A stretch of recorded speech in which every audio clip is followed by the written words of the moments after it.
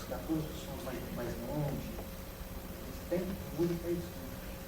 Mas se você pode fazer muito pequeno, é onde se aprende a fazer verdadeiramente. É mais fácil fazer a música com uma grande densidade do que com pequena que precisa ser sonido. Muito bom. Bom, Gil, uma das coisas que pegam muito a nossa atividade de gestor de projeto são os riscos. Né? Todo projeto tem risco. Né? Não tem projeto que não tenha risco. Eu gostaria que você falasse um pouquinho das suas experiências, dos riscos que aconteceram, né, em algumas apresentações que você, né, teve, como você solucionou, alguma coisa assim, né? Que é o dia a dia da gente. Né? Gerenciar uma orquestra, né, quando ela está toda afinadinha, bonitinha, todo mundo lá, beleza. Assim como também na gestão do projeto. Quando tudo está dando certo, beleza, mas a gente sabe que nem sempre as coisas dão certo. E aí, como é que você faz? Bom, tem certos detalhes que são possíveis de serem previstos. Uma orquestra como essa, que acabamos de ver, por exemplo, de Chicago, tem pelo menos outra orquestra dessa, ou pelo menos 50% dessa orquestra em casa, que estavam de rodízio, entende? Rodiziando com esses próprios músicos. Se acontece alguma coisa com músicos substituem, não tem problema. Mas o fato é que a grande parte das orquestras, vamos dizer, no Brasil, não tem esses músicos substitutos. Se o sujeito quer a bandeira, é uma estagiaria. Espero que não seja flautista nem oboísta, que seja um da fila, sabe? Que horror, né? Mas a história é essa. Agora, fiz só uma brincadeira, gente. Espero que não aconteça nada, todo mundo sabe, tem que ter consciência de que ele é isso. E mais que isso, gente, se não é pela visão do gestor, é pela visão do próprio músico. Normalmente, na própria exército, que há pouco tempo atrás, estavam com contratos precários. Contratos precários significa que ele ganha pelo que ele faz. Até agora, estavam com contratos precários. Né? E no municipal, até agora, é assim também. Então, se o músico realmente machuca o dedo, fica perdido, ele não vai ganhar no mês que vem. E ele está tocando ali há 15 anos. E ele está ainda com mandato precário. Isso existe. Por outro lado, muitas vezes os riscos, o risco de orçamento tem que estar previsto, óbvio, de um instrumento ou outro tem que estar previsto, vamos dizer, operacionalmente a gente faz uma certa previsão de risco, sabe? Mas musicalmente, artisticamente, não há. Se um músico erra no espetáculo, existe um quinteto de clarinetes muito famoso chamado sujeito a guincho. Já ouviram falar? Sujeito a guincho. Por quê? Porque é um instrumento de boquilha, com paleta simples. É um sujeito que está acostumado vai tocar e é possível de dar um guincho. Né? Está entendendo? De dar um guincho. E o grupo foi muito espirituoso, colocando o nome de grupo sujeito a guincho. Né? Parece um carro. Né? Mas o fato é que, quero dizer que isso pode acontecer num grande solo de um grande clarinetista. Isso pode. Um pianista esbarrar, ele pode. Assim como pode dar branco. O solista que está tocando de fora, pode fazer o quê? Isso é o momento. Então, isso o projeto nosso é a partitura. A realização do projeto é o som acontecendo no concerto. É a performance. Nosso projeto é a partitura que Beethoven escreveu, que Stravinsky escreveu, que Padre José Maurício escreveu, Villa-Lobos escreveu. Aquilo tudo é projeto. É um projeto musical que, realizado, vira áudio. Muitas vezes se capta. Isso veio também no tempo da história, que é a reprodução da obra de arte. Uma coisa que Walter Benjamin falava muito. Reproduzir. Até que ponto você conserva a aura da obra de arte quando você a reproduz. Uma cópia de um quadro de Canaletto, você ver o quadro de Canaletto é diferente, né? Como é você ver ao vivo uma execução musical e como é você ouvi-la em disco? Será que nós ainda conservamos a nuance, o detalhe de saber? Por outro lado, não. Sabe o que acontece, meu caro? A história da música tem revelações fantásticas. Se você pensar que no Brasil, o maestro que estava com a trupe italiana fazendo a Ida de Verdi, ópera do Rio de Janeiro, adoeceu. Teve um cellista que assumiu o concerto. Se chamava Arturo Toscanini. Ele virou o grande Toscanini. Leonard Bernstein era assistente da Orquestra Filarmônica de Nova York. Era um dos assistentes. Né? Mas foi exatamente porque Bruno Walter, que era o grande maestro, assistente de Gustav Mahler, que tinha composto isso aqui na virada do século. Nossa, é história demais. Né? O Gustav Mahler é maravilhoso, toda virada do século, né, 1900 é maravilhoso na história, em todas as dimensões. É bom dizer, né? Primeiro século do século XX é maravilhoso. É maravilhoso, não dá para começar a falar, senão vira outra coisa. Enfim, Bernstein assumiu exatamente porque adoeceu, né? Exatamente Bruno Walter, e assumiu garoto ainda, né? Coisa de 25, 26 anos, a Filarmônica de Nova York, e foi depois o primeiro regente americano de uma orquestra americana grande, Leonard Bernstein, né? Que vai fazer o West Side Story, vai fazer essas coisas todas na Broadway, aquela coisa toda, mas que sempre levando uma carreira dúbia, com pé na música clássica e outro, né? Eu sofro desse mal. Existem riscos de oportunidades, foi o caso desse maestro que acabou assumindo o risco de uma ameaça para a orquestra e acabou tendo uma oportunidade. Bacana. Muito bom, você tocou um ponto aí importante. Você falou de contratações de pessoas, né? A precariedade dos músicos, mas eu tenho certeza que no seu meio, assim como também no nosso, existem as contratações de terceiros, né? Que eu acho que não é você que faz, mas eu gostaria que você contasse um pouquinho como isso se dá com a outra direção, que deve ser a contratação do pessoal de palco, de iluminação, enfim, som, enfim, a infraestrutura toda, né, que é contratada. Isso, o que é essa administração? Complicada. Eu falo sobre ela, porém, falo de um conceito que existe antes. Quem mexe com arte? Primeiro, é muito fácil ser enganador, ser um regente enganador, que mexe os braços ali, faz, vai levando, e que não tem uma grande dimensão. Já chega. Porque quando você faz qualquer tipo de obra, você espera, pelo menos quem esteja dirigindo, tem uma cultura suficiente para entender a importância, dar a importância, atribuir, projetar uma grande importância àquele trabalho. Por exemplo, se está fazendo Mozart, precisa conhecer muito bem o iluminismo. Se está fazendo Beethoven, precisa saber bastante bem da Revolução Francesa, e não só da Revolução, de tudo que ela interagiu. Ou seja, por que isso? Porque a meta é atingir a excelência. E mais, em arte, atingir a excelência significa ser inesquecível. Significa você ser... Muitas vezes, você assistiu o concerto passado da orquestra? Foi. É muito normal. E como está a orquestra? Ou como foi o maestro? Não guarda aí na memória. Ou não foi inesquecível. Foi somente bom. É bom.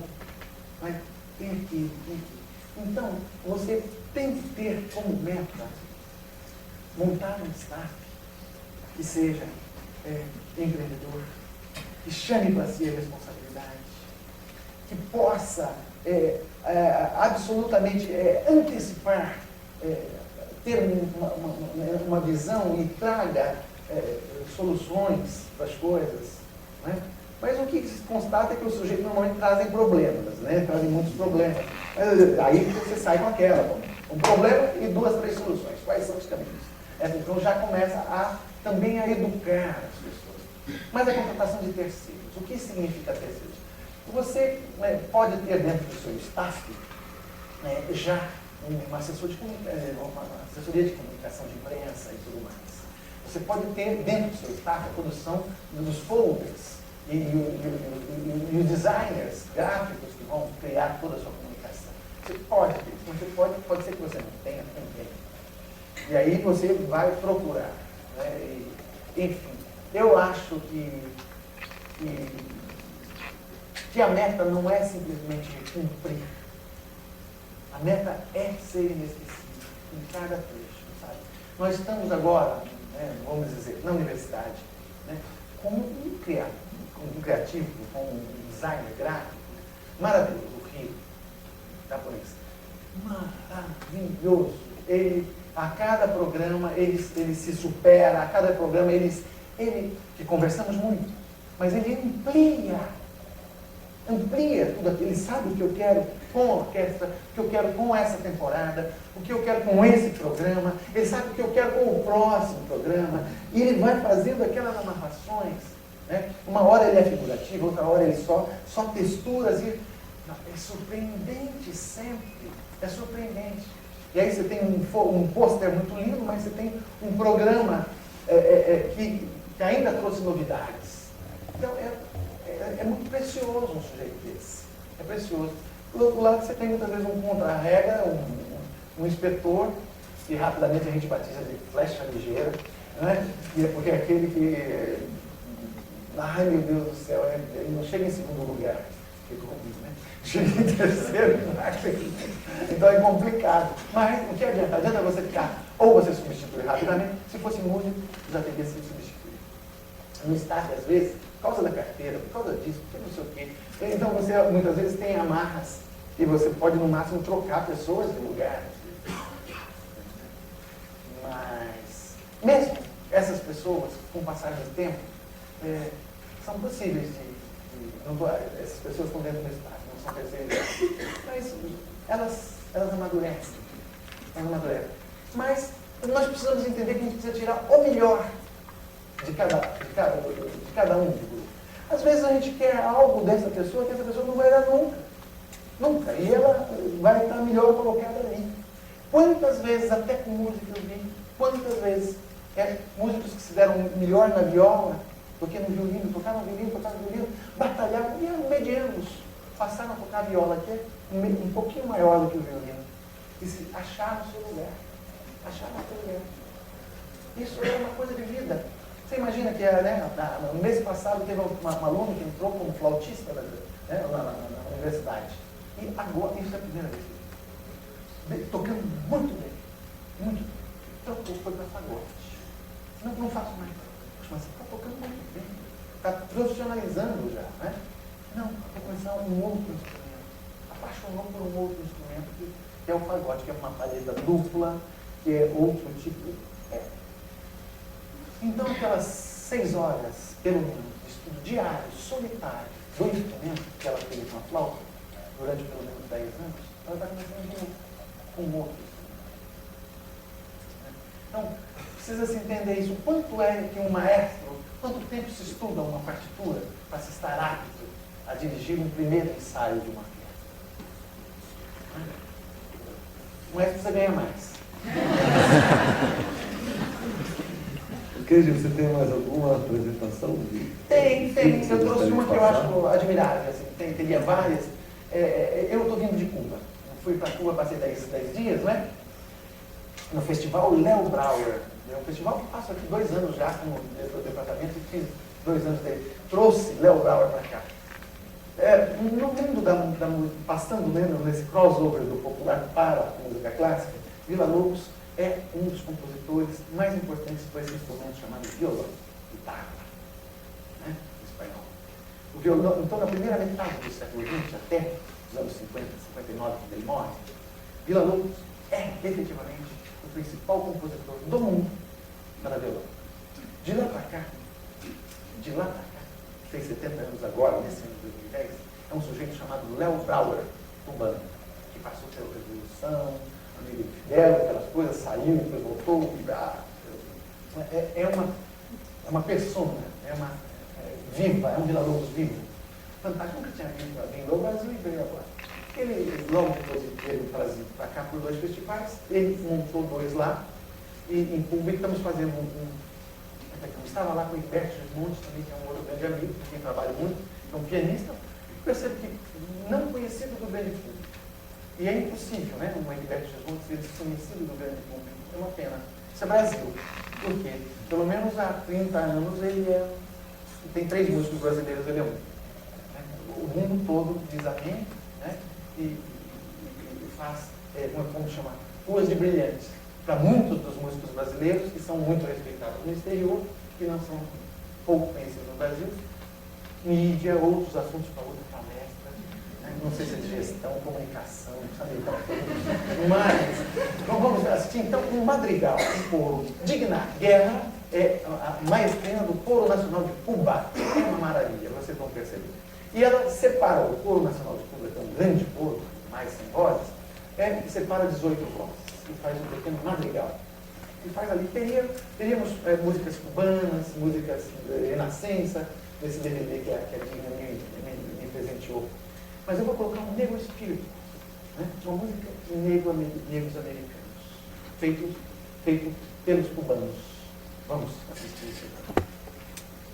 Quero que percebam a relação já depurada, madura, entre essas vozes e a maestrina. Como tudo que a maestrina faz tem correspondência com as vozes.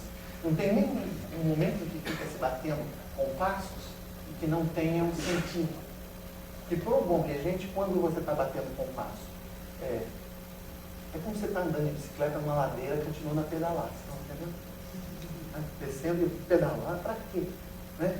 Então, o que não é experiente vai pedalar. Você está entendendo? Vai continuar. O outro vai deixar e administrar. Né? Aqui tem coisas de uma sensibilidade muito grande. Eu acho que, então, o que sentimos naquele marco com Barenboim, com a Orquestra de Chicago, vamos para um micro agora com poucas vozes, tá? Uma bastura. Isso, essa aí. Sweet love, sweet love, sweet chariot, coming for to carry me home. Sweet love, oh, sweet chariot,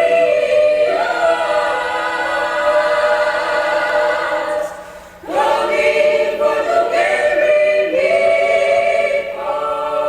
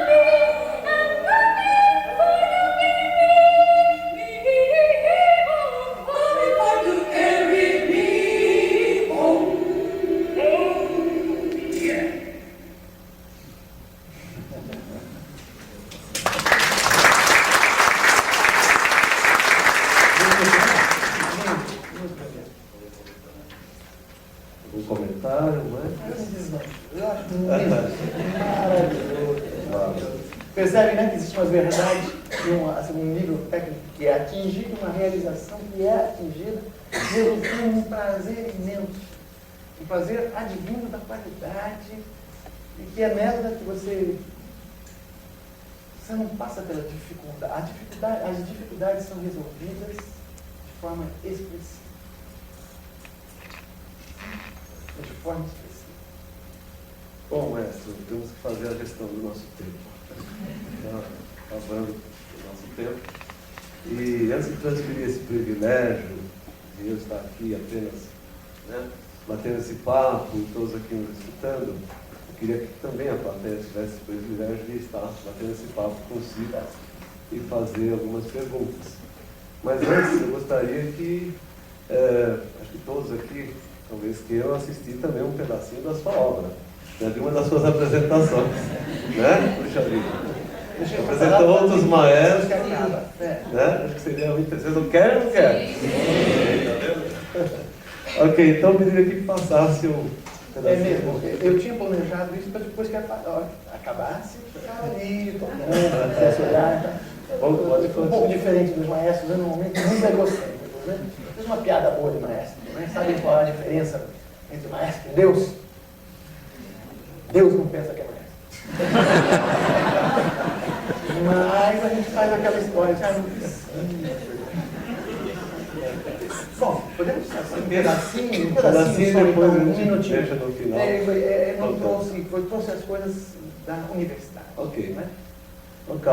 Então, queria que tocasse. Então, teatro municipal, isso é 2 anos atrás, Eduardo Monteiro, pianista, uma orquestra de câmara dessas de Porto Ferreira de Troca, que é uma maravilha também, que eu acho que me alimenta muito.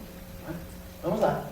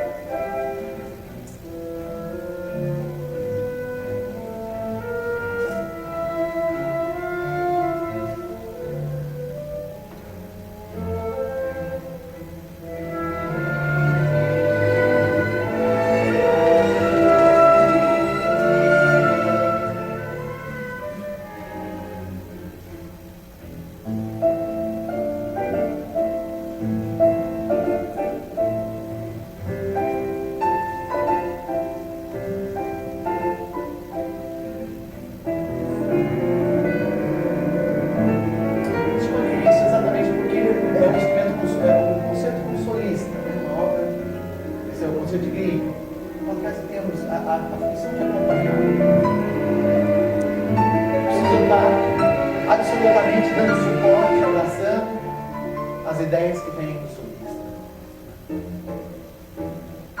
Não tem muito letra.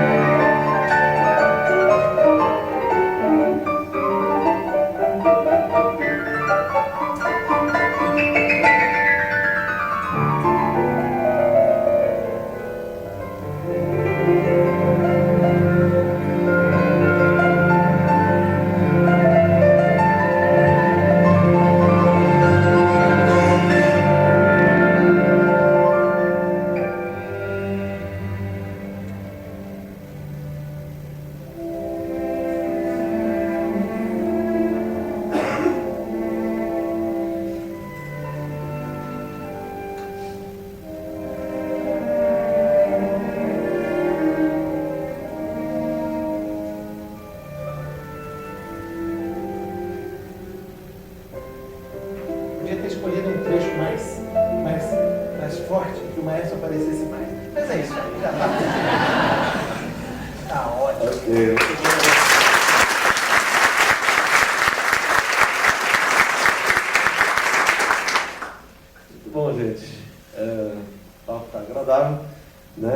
interessante aí, vocês agora traçarem os seus paralelos.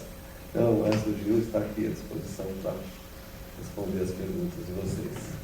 Mas acho que temos também o pessoal de fora, né? Temos que dar um tempinho. O que é preferível fazer, Tiago? Melhor o pessoal de fora primeiro? Pode ser aqui? Então tá. O pessoal de BH, Rio, Curitiba, instantinho, já atendemos. Quem gostaria de fazer alguma pergunta? Olha só.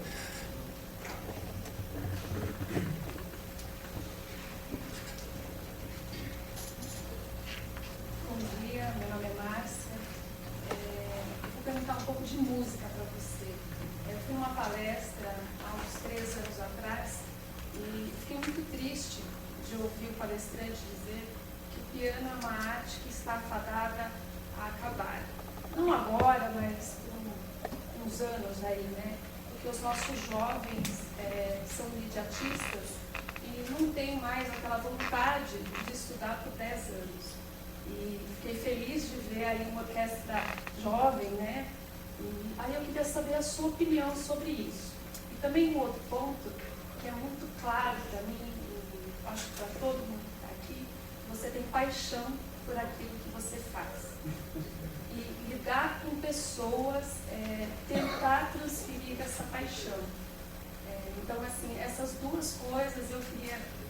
como que você lida com isso, né? Primeira questão de se você enxerga que esses anos de estudo que o jovem tem que fazer, se realmente você enxerga que se está perdendo isso, e como lidar, passar essa paixão. Bem, mas bom, essa pessoa não sabe, por exemplo, que na China existem atualmente 45 milhões de estudantes pianistas. 45 milhões. Na China só. O Brasil também está cheio. Tá? Isso é uma... Houve tempo que existia uma pianolatria no Brasil, atualmente nem tanto. Mas existe que os músicos brasileiros que seguem a profissão, muitos deles têm tido grande espaço no exterior, feito carreiras de solista maravilhosas. Música também é aquela que a gente não segue a profissão e guarda dentro do coração e tem uma relação com ela, ou de ouvinte ou de amante, ou tocar e arranhar um violão, tocar e arranhar algum instrumento, piano, qualquer coisa. Essa também é a mesma música, não é? Em instâncias diferentes na relação com os seres humanos. Então, não está fadado. Muito se fala que a música acabou, que a música clássica acabou. Sim, tem momentos que são difíceis no sentido de que, por exemplo, logo após entre guerras mundiais, dali para frente, a música clássica tomou um certo rumo, ela se apartou do público. Ela foi escrita para os próprios músicos. O serialismo integral, Stockhausen, Schindler, Weber, conhecem esses músicos? Poucos conhecem esses músicos. São os nomes do século. Contudo, a música dessas pessoas não chegaram ao grande público. Não chegou. Porque o código musical se debruçou sobre ele mesmo e virou uma coisa para arte pela arte. Aí que nasceu essa expressão. Entende? Então se desvencilhou toda a música que estava atrelada durante toda a história da música. A música estava atrelada com a canção popular, com a música. Mozart, Beethoven escreve sobre Brahms, tudo com canções populares, Verdi, ópera muito popular. Então, na música clássica, na música popular exatamente, nem se fala. Nós não falamos sobre ela, podemos falar se alguém quiser. Então, existe uma demanda que é do próprio ser humano. A linguagem musical é uma renda fabulosa, num tipo de linguagem absolutamente etérea. Né? E, por exemplo, a música que nós conhecemos é a música do Ocidente. Porque o Ocidente, isso tudo que falamos e mostramos é a música do Ocidente. Né? Por que falo da música do Ocidente? Porque existem outras músicas que nós conhecemos pouco. Todos vocês conhecem, por exemplo, parece, né? Todos vocês conhecem, por exemplo, o canto de uma sinagoga, do rabino cantando, é desafinado? Não. uma oitava. Dó, ré, mi, fá, sol, lá, si, dó, de dó a dó. Nós, no Ocidente, dividimos esse espaço em 12. As 7 teclas brancas do piano, mais as 5 pretas. Meios tons. Dividimos em 12 partes iguais. Né? Determinados lugares do Oriente, né, onde está inserido, por exemplo, esse rabino, né, que tem a cítara, dividem essa mesma distância em 46 partes iguais. Então, quando um indiano fazendo esse tipo, está fazendo microtons, que para ele é absolutamente definido. Como a música japonesa divide essa mesma distância numa oitava, de uma oitava em 5 partes iguais. Por isso que parece que a música japonesa tem só toca nas notas, teclas pretas do piano. São 5 notas nesse espaço. Só 5 notas, não 12, como tem o Ocidente. Entendem? Outras músicas existem por aí. Agora, o que existe nessa globalização, né, é que o Ocidente tem invadido todos os anos. O capitalismo invade, a música invade. Né? Mas eu acho que transcende o dado comercial, o dado tecnológico. Eu acho que passa por uma necessidade do ser humano. O difícil do ser humano, ele se expressa de alguma forma cantando. Você está me entendendo? Ele se expressa. Eu não estou dizendo uma canção definida, não. Sabe, como é que você fala com seu filho recém-nascido? Como é que você fala com uma criança? Você está entendendo? Saiba cantar, afinado ou desafinado. O seu amor é expresso através de uma melodia que você entoa.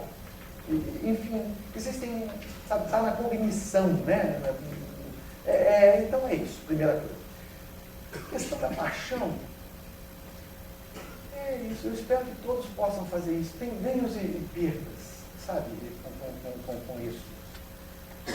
A dimensão de nós nos enxergarmos, é muito difícil de nós, cada um de nós, nos enxergarmos. O que nós representamos efetivamente. Dá para ter uma leitura?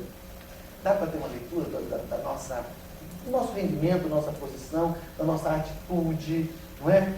No dia a dia, a gente tem uma ideia, e muitos de nós trabalhamos com essa ideia, não é? Mas eu, então, fiz opções na minha vida, desde cedo, pais muito simples da roça, interior de São Paulo, vir para cá, como é que foi isso, como é que não foi? Então, eu vim buscar minha paixão, fui um sujeito que saiu atrás, andando atrás da minha paixão, né? Então, música sertaneja com os meus pais, aquela coisa toda, tios, né? Como é que é para chegar? Eu posso dizer que com 24 anos eu era um professor da Universidade de São Paulo, né? Agora, já em concurso, tudo mais, foi a pior coisa que eu fiz na minha vida, né? Porque eu, naquela época, eu tive que me sustentar com 16 anos de idade, já em São Paulo, sozinho. O que eu tinha? Minha música, minha flauta, meu instrumento, e vivia assim. E era uma paixão profunda, e a minha vontade, eu saí lá desde pequenininho querendo ser maestro, então eu fui atrás mesmo. Agora, tudo isso faz com que a gente escreva, sabe, por linhas tortas, defina o nosso vontade. Outra coisa é buscar a música. Eu, por exemplo, tive o privilégio, né, na minha vida, de escolher coisas.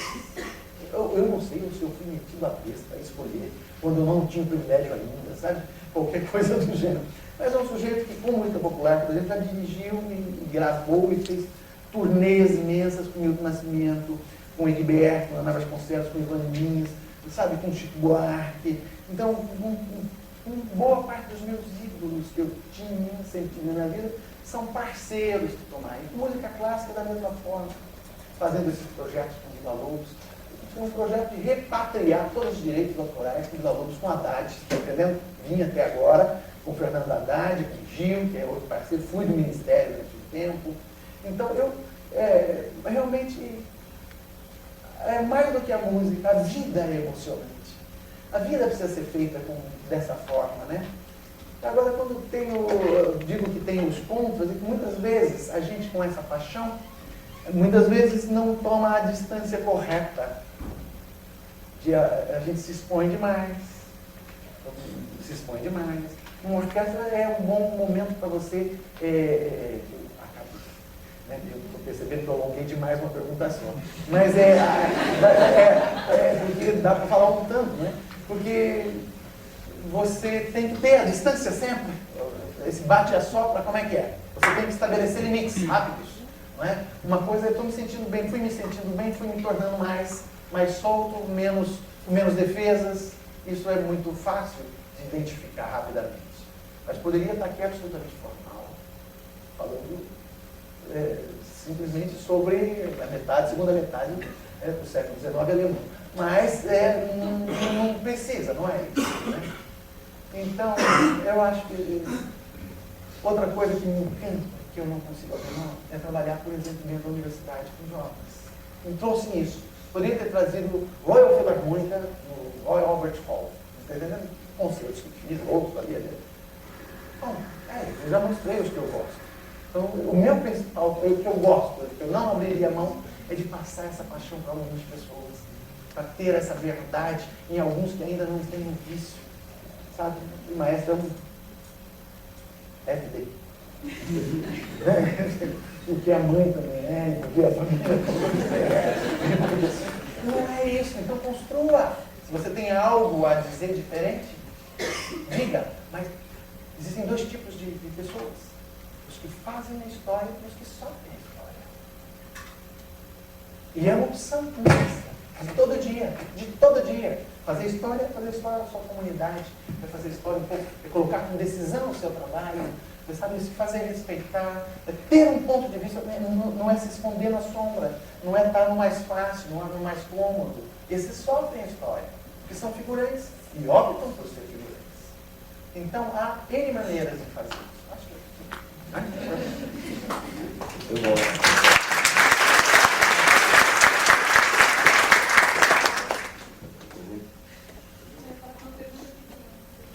Se você mais sucinto, tá? Muito bem. Pois a Márcia é o Márcio. Então, são dois pontos. Primeiro, agradecer pela oportunidade de você nos mostrar a sua paixão, porque nós aqui estamos aprendendo a ter brilho nos olhos. Você nos mostra alguém que tem brilho na alma naquilo que faz. Realmente é apaixonante, dá até vontade de começar a aprender música. Né? A segunda coisa é uma curiosidade. O gestor de projetos, não necessariamente ele precisa conhecer todos os detalhes técnicos daquilo que ele vai fazer. Ele tem que conhecer o planejamento do trabalho. O maestro precisa conhecer todos os instrumentos da orquestra, ou saber tocar todos eles muito bem? Ótima pergunta. Não precisa saber tocar. No aprendizado dele, ele tem que ter passado por instrumentos. Eu soprei um trombone, eu toquei uma viola, eu toquei percussão, fui super flautista. Precisa tocar um instrumento brilhantemente. Não tenho medo das semicolcheias, como posso dizer. Então, não posso fazer coisas tecnicamente exigentes de uma forma natural. Certo? Então, isso é a primeira coisa. Precisa dominar um bom instrumento. Mas precisa tocar um pouco de piano para reduzir as partituras. Não precisa ser um pianista concertista. É uma maneira de você ter todas as vozes de todos os instrumentos. Porém, cada instrumento, não é cada instrumento, mas os instrumentos falam línguas diferentes. Não só na maneira do que é sopro, do que é um vocal, do que é uma paleta dupla, do que é um sopro, do que é esse. Eles falam línguas diferentes, eles são escritos em línguas diferentes. Uma viola é escrita em clave de dó na terceira linha. Então, o violino toca em clave de sol. Os cellos tocam em clave de Fá, com os baixos, que soam a oitava abaixo, mas quando vai para o agudo, toca também na clave de Dó, na quarta linha. Então, onde era o Dó, já é o Mi. Onde era o Mi, agora é o Fá. Onde era você está entendendo? As trompas são transpositoras. Está escrito um Dó, mas soa aqui está baixo. Então, soa um Fá. Então, você tem que transpor. Tudo que está escrito ali naquela partitura é miragem. Você está me entendendo? Então, é miragem. Então, a partitura, o músico tem uma parte que lê assim, horizontal. O maestro lê o horizontal, mas lê vertical. Porque desde o piccolo ao contrabaixo, então todas elas, então você tem que ler vertical e horizontal ao mesmo tempo. E cada um desses falando uma língua. Como você vai sugerir para um sujeito, para um flautista, e vai começar a pedir suíte dele sentir,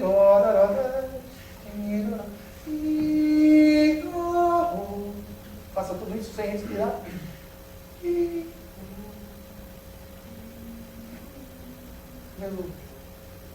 Então, para respirar, você tem que ter tocado. Você precisa cantar. O canto é a dimensão boa. Então você precisa entender, porque o profissional que estudou horas e horas, anos a fio, que está ali, que é um símbolo, que aquilo é a vida dele, que ele ganha, ele cria os filhos dele com esse instrumento na mão. Ele quer que alguém que esteja aqui fale no mesmo código dele. Entenda o que ele faz. Está entendendo?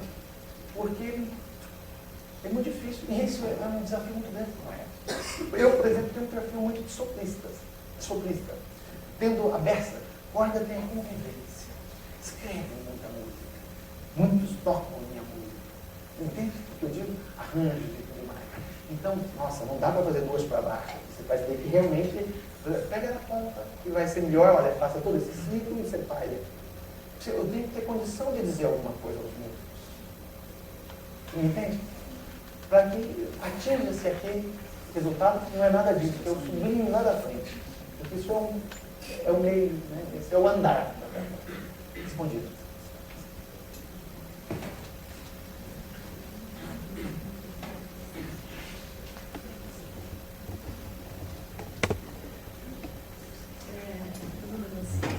A gente tem falado muito aqui sobre o convívio do maestro com os músicos e músicos. A gente sabe que numa orquestra filarmônica ou numa orquestra maior, não basta só o trabalho do músico e você tem assistentes. E que você contasse um pouco como é que trabalha, como é que vocês se dividem, porque a gente sabe que em grandes projetos a gente também tem grandes dificuldades e tem que estar orquestrando isso tudo de uma forma bem maior, mais complexo, mais difícil e tudo mais. Maestros e assistentes, por exemplo.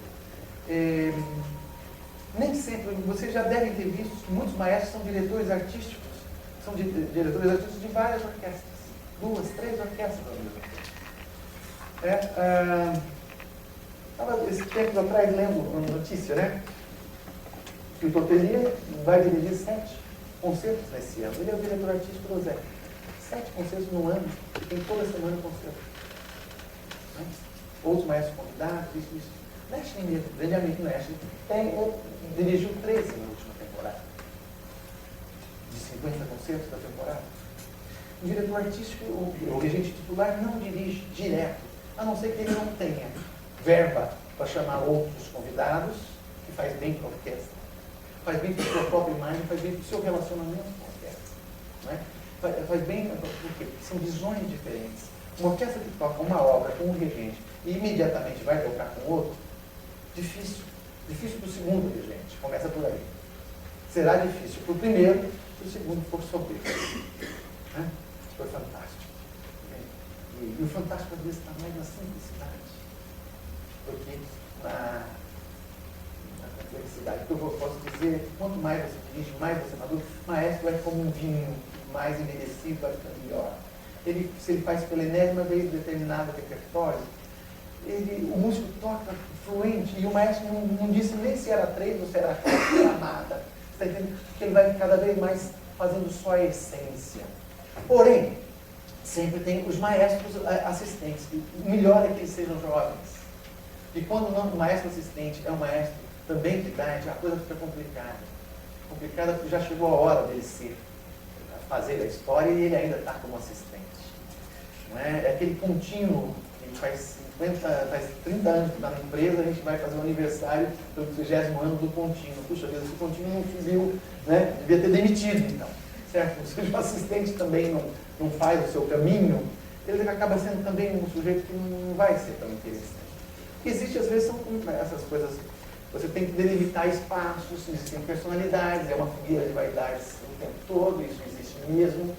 Ou você tem um projeto que compreenda, isso é o que eu acredito. Eu, particularmente, acredito que o escopo, como você costuma dizer, né, João Carlos, precisa, dentro dessa programação, ter algum tipo de filosofia bem implementada. Eu acho que as metas precisam ser compartilhadas por todo o time.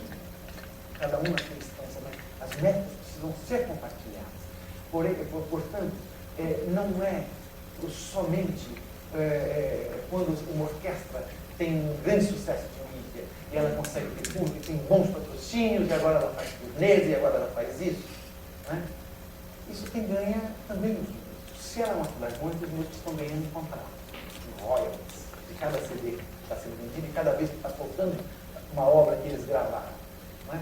Se ela não é, se eles são funcionários públicos, o Estado já é mais difícil encontrarmos os CDs de orquestras sinfônicas mantidas pelo Estado, porque nem sempre o Estado tem interesse no produto. Tem o registro, mas não no produto. E isso já começa toda uma relação comercial que deve ser bem entendida. Infelizmente, o Brasil fez os seus primeiros passos nos últimos anos a respeito disso. Né? Mas, então, esses maestros assistentes podem fazer as primeiras leituras e até num ponto entregar a orquestra para o maestro, com a orquestra toda já sabendo como poderia ser, já num padrão mais legal. Eles podem estar fazendo pesquisas de repertório, trabalhando na construção da temporada. Eles podem fazer concertos extras. Fizemos concertos no teatro, isso, aquilo, mas tem concerto no parque. Pode ser o assistente que está fazendo. Enfim, tem um staff todo, é um staff bastante grande. Terminando o filme, vem aqueles créditos que não acabam mais. Vamos dizer que não seja tão grande quanto o cinema, mas existe assim um pequeno mutirão que trabalha. Acho que é mais ou menos isso. Né? Mas isso exige bastante planejamento também. Pré-produção é tudo. É planejamento. Se não tiver tudo visto com antecedência, nada se faz na hora. A única coisa que se faz na hora, em música, talvez seja aqui uma coisa contrária, eu estou dizendo. A produção precisa estar toda bem feita para que a música possa ser reinventada. Existe um grande amigo, inclusive, chamado Wayne Shorter, do Weather Report, não sei se alguém chama, um grande saxofonista, um dos maiores também do século. Ele sempre diz assim, não vale, só vale a pena fazer jazz se for para correr riscos. Se for previsível, eu não vou. Não adianta, não quero. Jazz, essencialmente, é improviso, é criação. Agora, para você criar, tem uma pré-produção maravilhosa. Tem que estar num altíssimo nível, que as coisas estão acontecendo, e com músicos que tenham um grande nível, de que entendam as mensagens através da... É básico, gente. A gente não sabe ouvir jazz, isso é bem interessante. Jazz tem uma exposição de um tema, normalmente, são camisas de força, mas expõe-se um tema. Quantos compassos? Aí começam os coros de improviso. Então o cara começa a improvisar. Ele vai improvisar 2 coros de 32 compassos. E todos os músicos vão estar tocando isso. Normalmente são as mesmas harmonias que a música que acabou de ser tocada foi tocada. E o sujeito que vai improvisar, dificilmente ele improvisa, sai uma coisa forte, porque ele não vai ter como manter aquilo com 64 compassos. Ele vai, o tema foi, ele começa com 2 notinhas. Olá. Taradi, tarada, tatido, virado. E vai criando, construindo dentro desse. Então, o gostoso de ouvir o improviso é você entender a criação, como é que o cara está pegando. E o melhor, quando são bons, ele pega elementos do tema da música que foi tocada. Algum elemento que pega e coloca aqui. De repente ele coloca um segundo e você percebe. E vai criando, e todo esse grupo vai se estimulando. Isso é, vamos dizer, a invenção que se tem. Um exemplo, né, de reinventar na hora. Mas o fato é que a pré-produção precisa estar bem feita para que a música possa não ser tão previsível. Previsível em arte é boring, é chato. A falta de surpresa é chata, mas a surpresa deve ser planejada. Um piano súbito é uma grande surpresa. A orquestra está tocando forte, de repente, nada. Como a gente ensaia essa surpresa? Isso é uma surpresa. Mas a surpresa precisa ser preparada, e muito bem preparada, para que ela possa realmente agradecer a alegria. Tá entendendo? Então tem coisas e coisas. Vamos. Bom, gente, precisamos também dar uma oportunidade para o pessoal de fora, né? O pessoal que está em Belo Horizonte, Rio, e Curitiba. Pelo menos uma pergunta de cada estado, pode ser ou não? Claro. Tem o pessoal de Curitiba por aí? Belo Horizonte. Vai lá, Gustavo. Maestro, tem uma pergunta. Com relação a feedback, todos são artistas e com seus orgulhos, e como que é a relação do feedback para os profissionais e para o próprio maestro? Ei, perguntinha. Perguntinha difícil.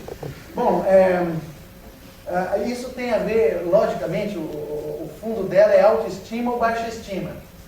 Eu não preciso falar tão alto, porque minha voz chega. Bom, o fato é que a mídia normalmente pode se expressar, o público pode se expressar. Não é? Agora, o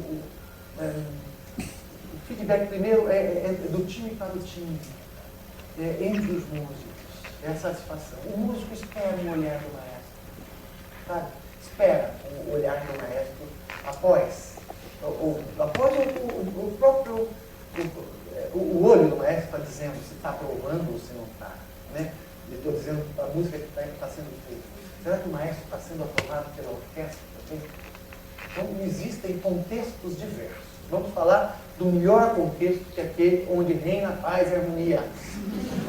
Né? Nesses, então, existe um maestro, precisa saber, e às vezes o maestro novinho demais não tem essa maturidade, é complicado tudo isso. Né? Precisa saber que precisa ser generoso, ele precisa construir o dia de amanhã, o próximo programa, com aquele mesmo músico que está acontecendo. Ele precisa criar uma relação sinergética. Mas eu digo uma coisa que é cruel. Todos os músicos são cruéis. Todos os músicos são cruéis. O pior, não só com o outro, consigo mesmo. Existe, então, uma autocrítica muito exacerbada e que precisa também ser trabalhada, né? Com maturidade.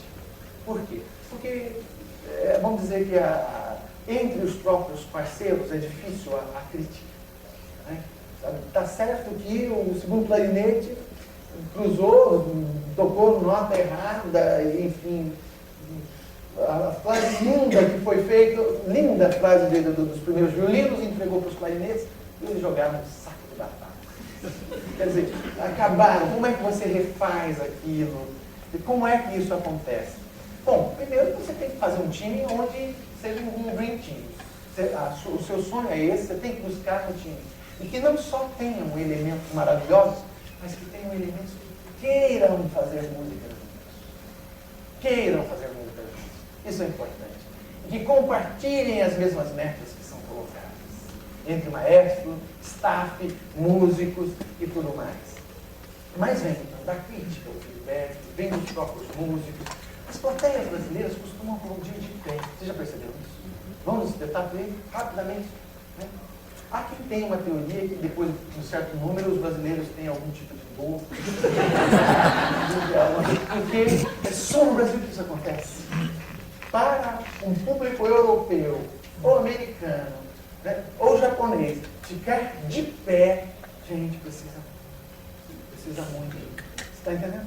É mais fácil o intérprete, seja o maestro, o solista, quem quer que seja, voltar 18 vezes ao palco para agradecer, porque não se para debaixo do palco, do que ficar de pé. Né? Então é muito engraçado. Por que eu estou citando esse ficar de pé? Porque às vezes o espetáculo é uma bomba. O concerto é uma bomba e o público já fica de pé, acabou, fica de pé. E aplaude. Então vai se perdendo discernimento. Vai se perdendo discernimento. Será que foi bom mesmo? Será que realmente é